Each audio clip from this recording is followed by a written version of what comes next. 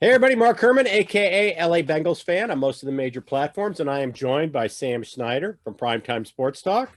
And we are here during Steeler Week to preview the upcoming Steeler game. I know I'm shaking my head. Listen, I broke out some extra mojo. Here is my Baby Yoda shirt that I was waiting, my Bengals Baby Yoda shirt that I was waiting for a time where we might need some Yoda mojo. There it is. Okay. So I'm Well, breaking it out this week for Steeler Week. I thought the same thing, Mark. I thought we would go coast to coast since you and I are in Los Angeles. So I busted out Bengals the West. Houday California shirt That's from right. Bengals West because we need everybody to get together on this. There we are. So with that, we're going to do what we usually do. We are going to go ahead and talk about the things we're feeling good about and not feeling good about. We always start with the bad. So not feeling good about. I'm not feeling good about our history against the Steelers. We always seem to just find ways to lose to them. I still haven't gotten over the meltdown game of 2015. And I don't think any of us have. no, I never will. And then our offensive line facing this Steeler pass rush, which is like no pass rush that they've seen yet. So, I mean, we played a couple good defenses, but nothing like the likes of Watt and Dupree and these guys. So that really concerns me. Yeah, I mean, you've got guys on line. You've got TJ Watt's got 7 sacks. Dupree's got 6. You've got Stephon Pruitt playing out of his mind. He's got 6. That's 19 sacks between 3 guys in I don't know what 9 games. Not to mention in whoever else is there. I'm glad that Devin isn't there in the linebacking core. I mean, I'm not happy about him getting injured. I could never be happy about an injury, but that would just be one more thing to worry about. Yeah, no. So I'm not feeling good about that. I'm not feeling good about some of our injuries. Mackenzie Alexander isn't listed, but you had been telling me that he was suffering from an illness. We are getting some of the guys back, but Jonah's not going to play. He's been limited. I seriously doubt we see him. I doubt we see Bobby Hart. So that puts Redmond in the game.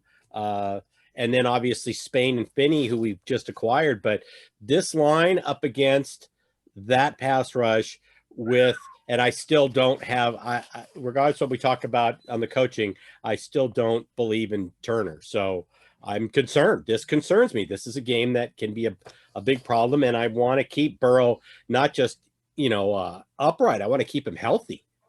Right. Yeah. I think the injuries at this point, they're coming down like rain. And we kind of thought that we would avoid that by having the bye week. But it's a problem. Hart, we're not huge fans of Hart, but do you want Fred Johnson over there? I'm not sure. I'm not absolutely sure yet. And Suafilo has been activated, or he's come off. He's able to practice. Right. He hasn't been activated for right guard. So then you got questions of right guard, like you said, probably going to be Alex Redmond. Jonah, I think, might play. Okay. Maybe, but you're right. He was limited, so I don't know. I don't know. Bobby Hart, definitely not. I'm really interested to see if we put Finney. I love Trey Hopkins. I know the Bengals love Trey Hopkins, but when you've got a young guy at quarterback like we do, it just seems to make more sense to have veterans in there on the line. But I think, I'm with you at this point. What the offensive line is going to look like on Sunday is anybody's guess. No, and whether or not they can hold up to this pass rush, we shall see. It's not just going to require them playing a really good game. It's also going to require a really good game plan. And I don't know if they learned anything from the Dallas tape, because Pittsburgh didn't look stellar against Dallas, but they did enough to win the game. They won an ugly game and a game they should win. But I just it's going to require some coaching, and I still have my doubts, especially about Turner. So I'm there's a reason why Zach constantly has to defend Turner. It's because I'm not the only one who feels this way. So, it's it's definitely the popular opinion for sure. Yeah. So, but that's what I've got. We had some positive tests on the Steelers. Ben had some contact. Ben not practicing. I would like to have that on my feel good list, but I don't think it's going to have any impact. I don't care whether Ben practices or not. He's going to strap him up and be ready to play on Sunday, and he doesn't need the practice. And to be quite honest, they wanted to rest his knees anyway after that hit. So, he probably even if he hadn't had the COVID thing, he probably wouldn't have practiced all week. Yeah, he had two banged up knees, and he wasn't actually on the COVID list. He was just one of the people that was, contact tracing. Right. But because they did that, he's not allowed to practice this week. But when you're, a starting quarterback for this long in this league, that means absolutely nothing. You can walk out of the tunnel and be like, yeah, I've been here before. This is not a big deal. No, if I was a Steeler fan, I would not be concerned about Ben not practicing. So that's what I had. Mixon still being out. That goes into our injury stuff. And, Geno didn't practice all week. Bobby Hart hasn't practiced all week. Mixon hasn't practiced all week. Phillips hasn't practiced all week. So yeah, I don't expect us to see Mixon on Sunday. I don't either. But of all the losses, that's the least because Gio's been playing so well. So, and we talked about there are advantages to having Gio in there. So agreed, and not only that, Mark, but in against Dallas, and I can't remember who they played before that. The Steelers have given up 409 yards rushing against in their last two games. Two games. And we'll get to the. So is that all the bad stuff you have? Because that's all my bad stuff. Yes, I guess I was already turning towards the good. Well, even though the list for bad was a short list, the items on the list were big things. Our O-line, their pass rush, the Steelers. These are not, oh, gee, this one guy gives us trouble, or I'm worried about that. These were big things. So, but let's move on. There could be 10 sacks in this game on Joe Burrow. Well, I'm hoping that's my last bad. Well, yeah, I'm hoping that our coaches have some kind of scheme because Burrow's got to get rid of the ball quickly.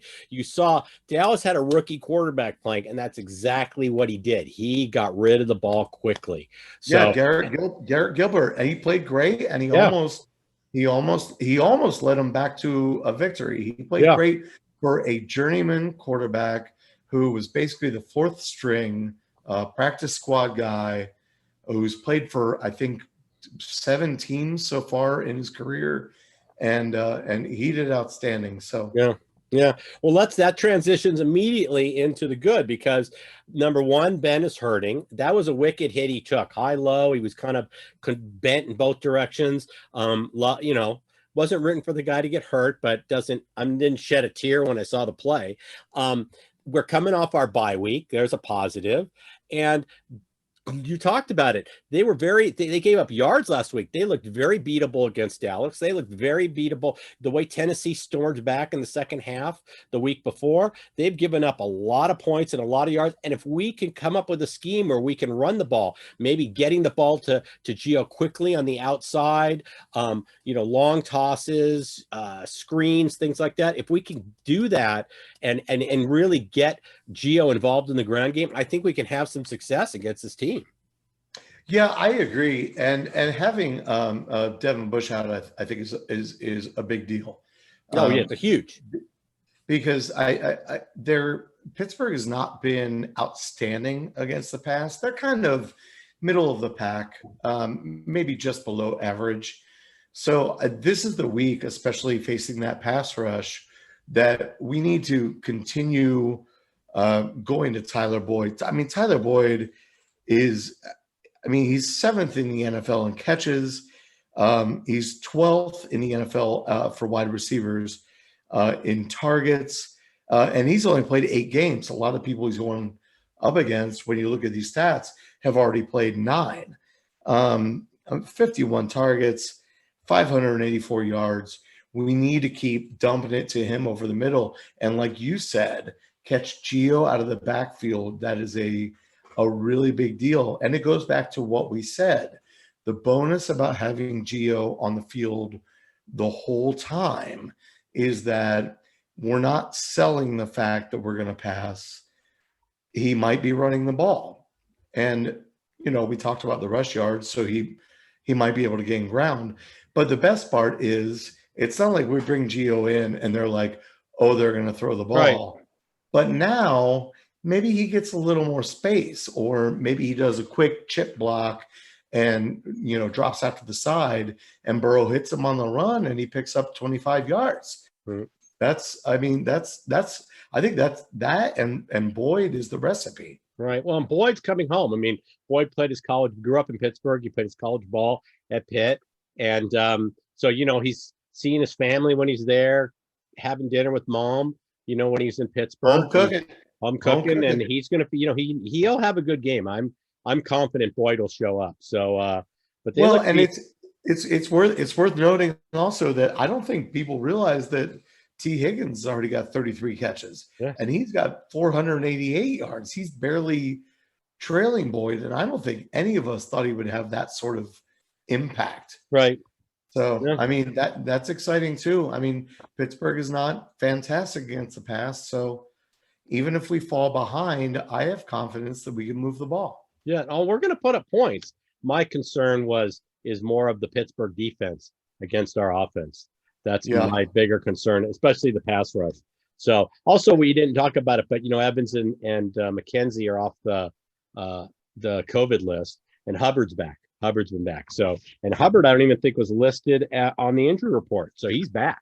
Well, I don't think they've activated him yet, Mark. Yeah, but you can activate the day of the game. That's part of that's part of the COVID rules. Is you don't have to have you've got guys you can. Literally, Tennessee activated guys this afternoon for today's game. Yeah, I'd still be a little surprised if Hubbard was just all of a sudden activated that day. Only because you have 3 weeks to do it, and it was only an elbow injury for Hubbard. But I'd still be surprised to see him come back. But I mean, we might as well just say something about Tack McKinley right now. Right. That was my last thing. What a great. There's advantages to being the first overall draft pick is you're first on the waiver wire, and we picked him up. There was like 5 or 6 other teams. I tweeted it out. I mean, the Raiders, the Browns. I mean, there are a lot of people put away. The Niners too. Yeah, and hey, but we're number 1.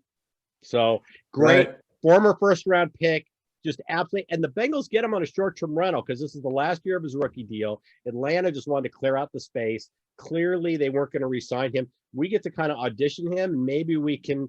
Offer him if we like what we see and he likes and he wants to stay, we obviously could offer him a contract. So it's more than just a rental for this season. We don't have to pay him a lot. It's more similar to what the situation for Dunlap, although Dunlap was signed through 2021 and Seattle has him. There's no guarantee on next year's contract. So they got him as a short-term rental and he delivered. I mean, he delivered right away. With a great game. I'm hoping Tack can do the same thing for us. I mean, it's funny that you mentioned Los because the parallels are very similar. Yeah. Tack is just not very happy in Atlanta. He aired out his grievances on social media.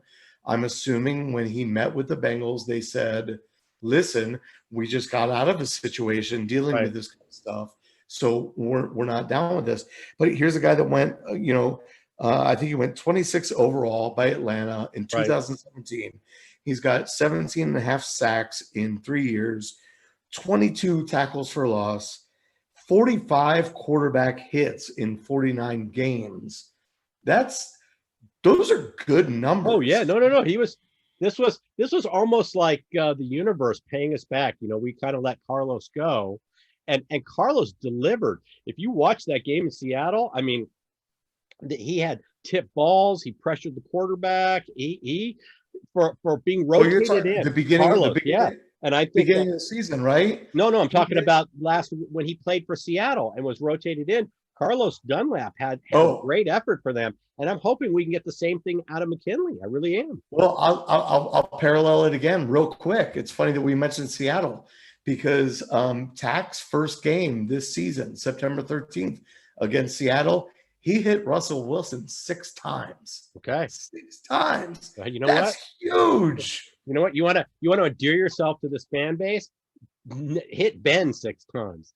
Yeah, exactly. Endear yourself to this fan base.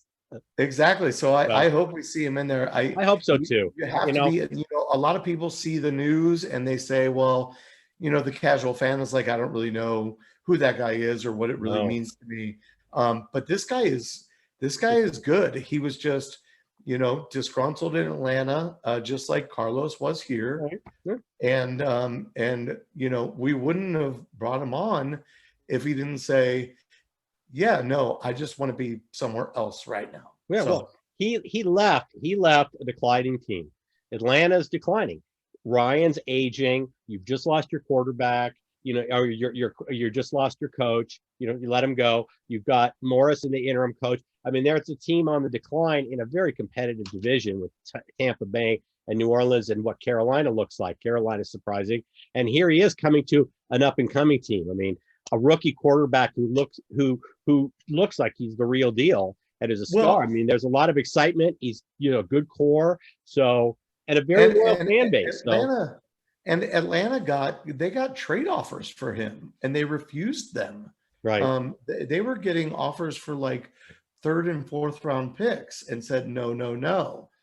And then now all of a sudden, because he got so disgruntled that he aired out his grievances on social media, they finally said, well, I guess that ship has sailed, so we'll just waive you. Right.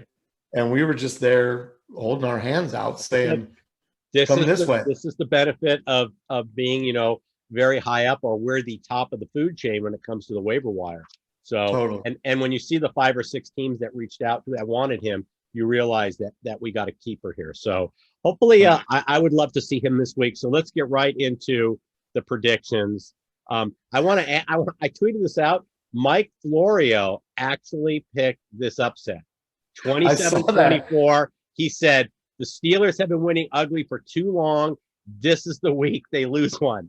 And this is Florio. So he also went against his Vikings. He's a huge Viking fan. And he never says a damn good thing about us. No, he doesn't usually listen to say, but he loves Burrow. And his tune ever since after we drafted Burrow and then he saw Burrow play the first couple of weeks, his tune has completely changed about the Bengals. Not that he loves our front office, our coaches or anything, but because he loves Burrow, he said point blank, it is hard not to root for this team now because he really, really loves Burrow. So we're going to have kind of a different tune, I think, out of Florio. And here you go. Like I said, that's going out on a limb for an analyst to pick this upset in Pittsburgh.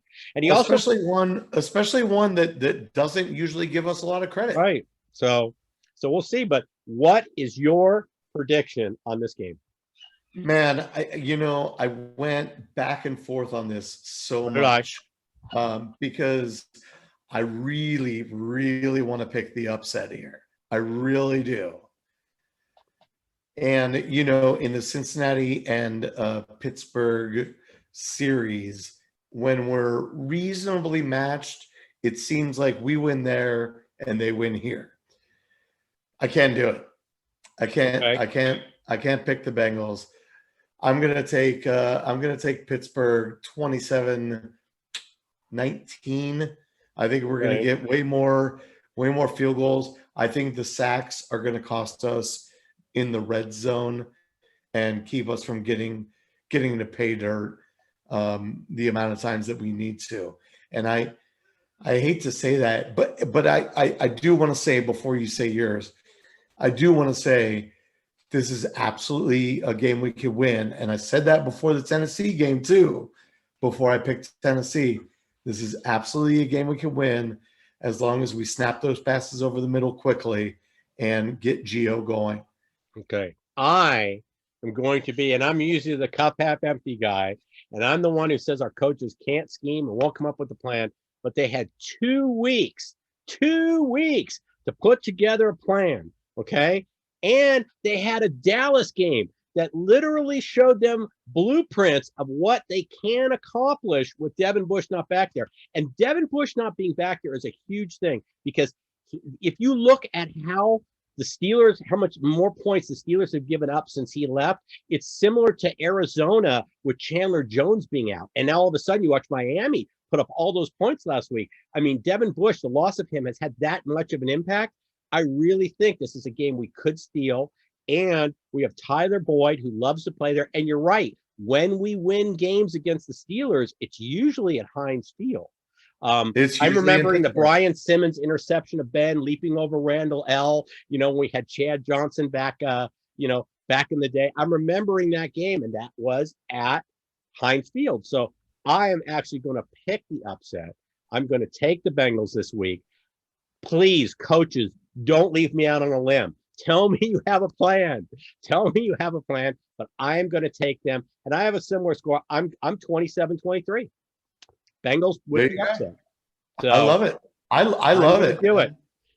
I wanted so badly to pick the upset. But you know what? It's a lot of pieces. It's Ben hurting. It's the COVID list. You know, it's a lot of things that all these little things add up. So maybe not practicing all week will make him not sharp in the beginning. And maybe, like I said, 2 weeks to scheme. I'm hoping our coach that they've got a game plan to get the ball out of Burrow's hands and take advantage of what they saw. And like I said, they were given some great film in Dallas. If we can run the ball, we could probably pull off this upset. This is a game that would really, really excite the fan base if it happens. And the power of the baby Yoda, okay? And the West Coast Bengals. This could be this could be. I agree with you, man. The new lucky shirt. We could be rubbing Yoda's head for luck. You know, I'm telling you. I agree with you, and I hope it happens. And it's definitely, you know, at the end of the day, it's definitely a game we can win, based on the way that they have played, and I want to take it. I want to take it real bad. It's Steeler week, baby. Well, now remember, this game was moved to the afternoon slot because of the Masters this weekend. So CBS needed to shed some of its games. That's the reason it was moved. So this game is actually going to be on Fox. It is not going to be on CBS, and it's an afternoon game, even though it's an AFC game. So, and like I said, that's because of the Masters. So 4:25 Eastern. 1:25 our time. Right. So we shall see. We shall see. All right. So Sam and I will be back after the game with a recap, and we will see if Baby Yoda worked. That's where we're at. Put your predictions in the comments. There you go. Tell us what you guys think. And Sam, tell them where they can find all your stuff.